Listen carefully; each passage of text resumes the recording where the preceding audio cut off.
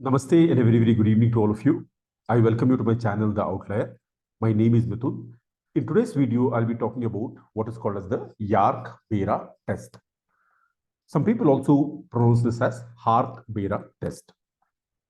So what exactly do we mean by Jarque Bera test? Even before I proceed to demonstrate how and when to use the Jarque Bera test, may I request you to subscribe to my channel, also like and share my videos. Firstly, what exactly is the Jarque Bera test and when do we use it? The Jarque Bera test can be used to check whether the data follows normality or not. I repeat, Jarque Bera test is a test of normality. In this particular test, the null hypothesis is that the joint hypothesis of skewness and kurtosis is zero. I repeat, in this particular test, we are checking whether the joint hypothesis for both skewness and kurtosis is zero. In other words, when the skewness and kurtosis is zero, the distribution follows normality. The alternative is that the distribution is different from normality. The second important question is, when do I use the Jarque Bera test? We already have other tests like Kolmogorov Smirnov test. We also have the Shapiro Wilk test. When do I use each of these tests? There are 3 points to be said here. When the sample size is very small, how small? When the sample size is typically less than 50, you can go ahead and use the Shapiro-Wilk test. On the other hand, if in the data set, the sample size is larger than 50, you can go ahead and use the KS test or what is called as the Kolmogorov-Smirnov test. So less than 50, use Shapiro-Wilk test. Greater than 50, use KS test or Kolmogorov-Smirnov test. Now, the third important point is about the Jarque Bera test. Typically, the Jarque Bera test is used for large data sets. If your sample size is greater than 2000, only then use the Jarque Bera test. Do not use the Jarque Bera test for small samples. I repeat, do not use the Jarque Bera test when the sample size is very small. Now, as you can see here, the data set has 4 columns. I've got the state-wise distribution of student enrollment.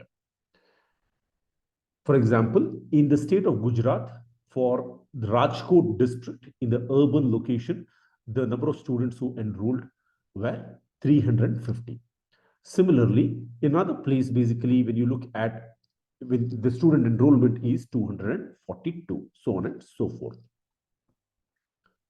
Now, I want to check whether the distribution of the variable grand total of student enrollment follows normality or not. This is Statcraft. In Statcraft, there are 4 different options to check for normality.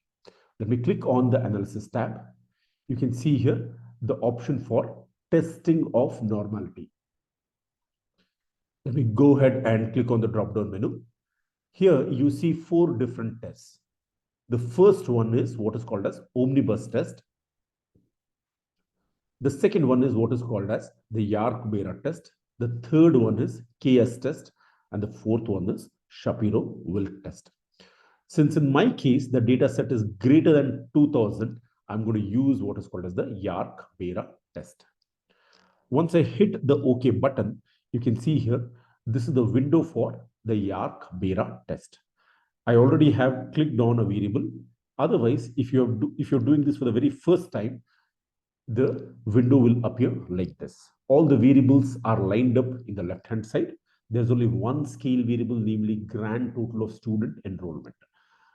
I can just go ahead and push this under the variables list. I've selected grand total of student enrollment to check for normality. I can go ahead and hit the OK button.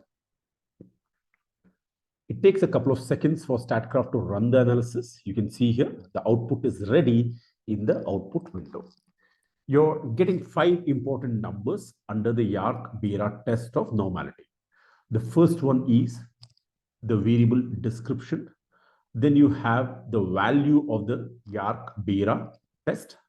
Then you have the p-value followed by the skewness and kurtosis. As you can see here, the skewness value is 4.71. and the kurtosis value is 49.3. Clearly, the skewness value and kurtosis value that you have are on the higher side. This indicates departure from normality, which is what is reflected in the p-value. When you look at the p-value for this variable is 0.00. As you can see here, we compare the p-value with the level of significance. If the p-value is less than 0.05, we reject the null hypothesis. On the other hand, if the p-value is greater than 0.05, we go ahead and accept the null hypothesis. In this case, clearly the p-value of 0.0 is less than 0.05. Therefore, I reject my null hypothesis and conclude that the variable total student enrollment does not follow normality. I repeat, since the p-value is less than 0.05, I reject my null hypothesis and conclude that this particular variable does not follow normal distribution. With this, I've come to the end of today's video. To summarize the discussion that we have seen what is the sample size criteria to use the test of normality. So we said that for small samples of less than 50, use Shapiro-Wilk test. If the sample size is exceeding 50, use case test. And on the other hand, if the sample size is greater than 2000, you can use the test of Jarque Bera test of normality.